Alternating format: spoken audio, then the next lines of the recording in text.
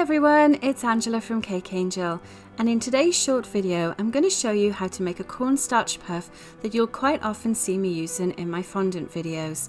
Now this is made with a really cheap and effective material.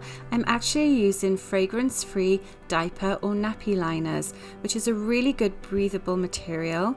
All I've done is fold one in half and then cut a circle with it, and to that I'm going to add a tablespoon of cornstarch, and this is all you need to stop your fondant sticking to your board when you're working with it.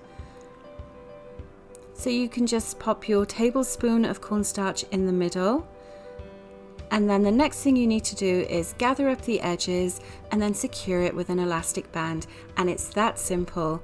These cost literally less than $1 to make. You can pick up the nappy or diaper liners from places like Walmart, Amazon, or even your local dollar store, and then just attach your elastic band and you're good to go. To test it, just start dabbing it a few times on a plate.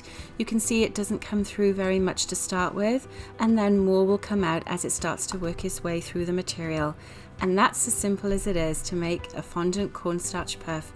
Hope you've enjoyed this short video. Don't forget to hit that like button and also subscribe to my channel if you like this kind of content, and I'll see you on the next video. Thanks for watching.